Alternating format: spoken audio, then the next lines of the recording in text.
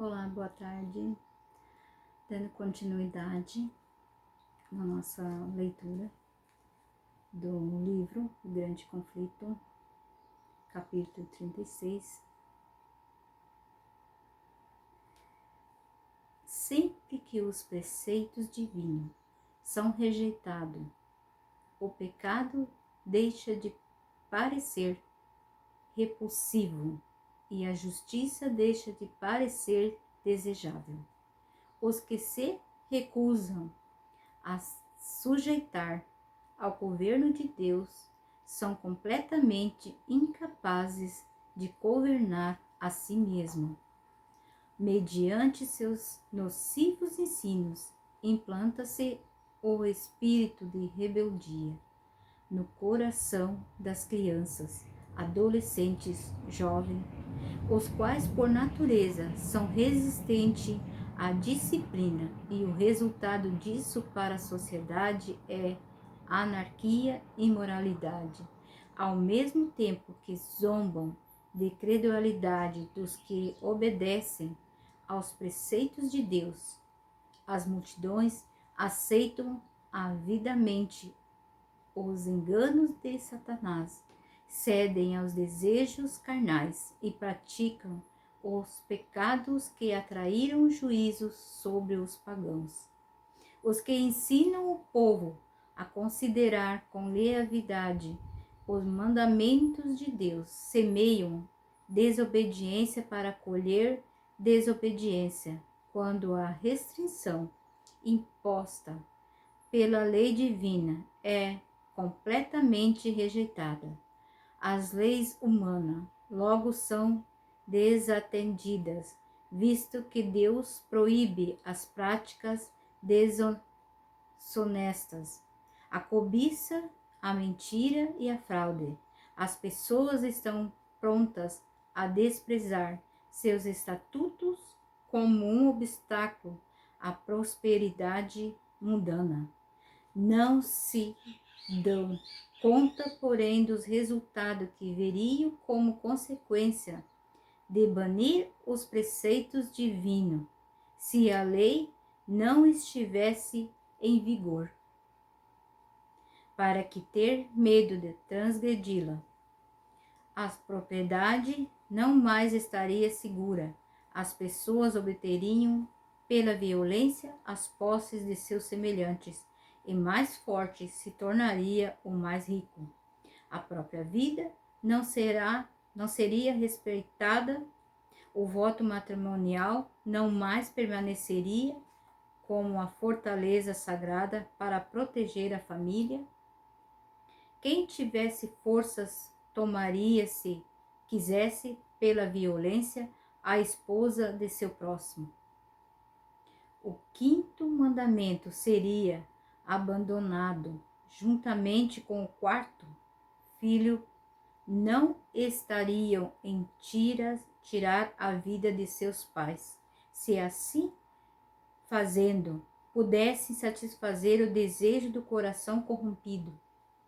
O mundo civilizado se tornaria um bando de ladrões, assassinos, e a paz, o descanso e a fidelidade desapareceria da terra.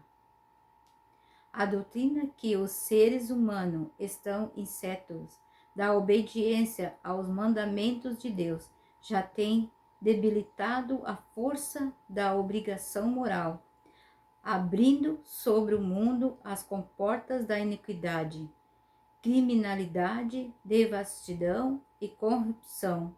Invade nossa vida como uma onda esmagadora.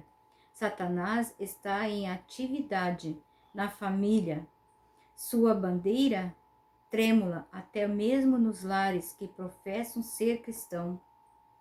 Há inveja, desconfiança, hipocrisia, indiferença, rivalidade, disputas, traição, de responsabilidade sagrada e satisfação descontrolada dos desejos, todos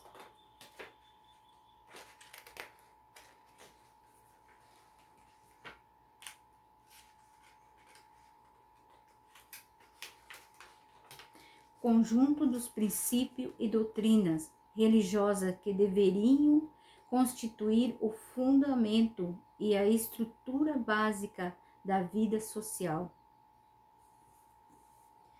Parece um muro sem firmeza, prestes a cair.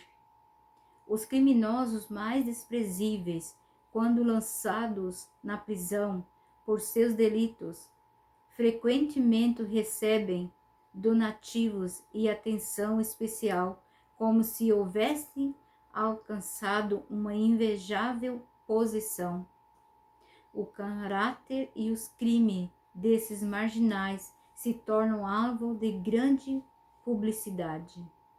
A imprensa divulga os detalhes revoltantes que envolvem a criminalidade, ensinando assim outros indivíduos a praticar fraude, roubo, homicídio. E Satanás se alegra com o êxito de seus planos infernais. A compulsão pelo vício, a delinquência, o terrível aumento da intemperança e justiça de todo tipo deveriam chamar a atenção de todos os que temem a Deus para que investiguem o que se pode fazer para conter essa onda do mal. Os tribunais de justiça estão corrompidos, magistrados são movidos pela ganância e pelo amor aos prazeres imorais. A intemperança obscureceu a mente de muitos, de maneira que Satanás exerce sobre eles um domínio quase completo. Os juristas se deixam perverter, aceitando suborno e sendo ludibriados, embriaguez, orgia, paixão, inveja, desonestidade de toda a espécie estão representadas entre os que administram as leis. A justiça se pôs de longe, porque a verdade anda tropeçando pelas praças e retidão não podem entrar. Isaías 59:14. A iniquidade e as trevas espirituais que prevaleceram sobre a supremacia de Roma foram resultado inevitável da supressão das escrituras sagradas. Mas onde está a causa da infidelidade generalizada, de rejeição da lei de Deus e da consequente corrupção sobre o pleno resplendor da luz do Evangelho, em uma época de liberdade religiosa como esta? Agora sim, agora que Satanás não mais pode manter o mundo sob o seu domínio, privando-os das Escrituras, recorre a outros meios para realizar o mesmo objetivo.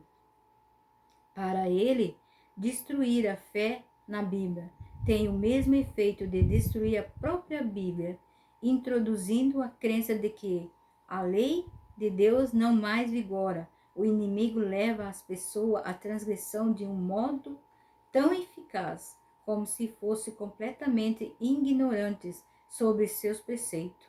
Assim como nós, séculos passados, ele ainda hoje está agindo por intermédio da igreja para cumprir o seu desígnio. As organizações religiosas da atualidade têm recusado ouvir as verdades impopulares claramente apresentadas nas Escrituras e, combatendo-as, adotaram interpretações e assumiram atitudes que têm espalhado amplamente a semente do ceticismo, apegando-se a erro papal, da imoralidade natural e do estado consciente dos mortos, rejeitaram a única defesa contra os enganos do espiritismo, a doutrina do tormento eterno. Tem levado muitas a duvidar da Bíblia. Enquanto se apresenta ao povo a obrigação de se observar o quarto mandamento, verifica-se que a observância do sábado do sétimo dia é exigida, mas muitos ensinadores populares declaram que a lei de Deus não está mais em vigor, pois esse é o único meio de se livrarem de um dever que não estão dispostos a cumprir. Desse modo, eles rejeitam ao mesmo tempo a lei e o sábado.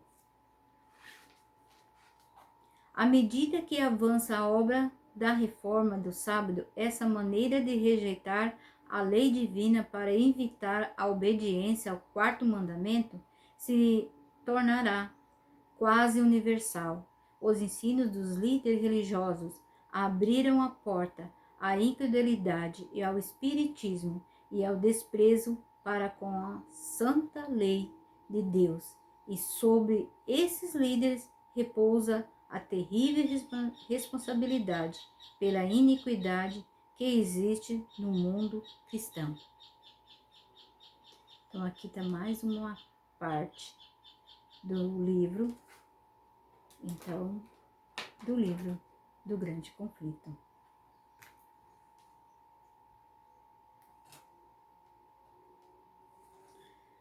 Pessoal, por mais que tem muita gente que duvide dos escritos da Ellen White, eu digo para vocês, não tomem as suas próprias conclusões, sem antes primeiro ler os livros dela e deixar que o Espírito Santo fale ao seu coração.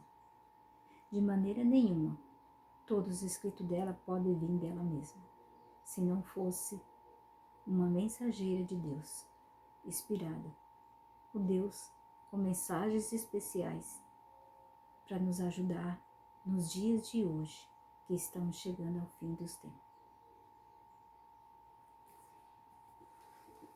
Fiquem com Deus.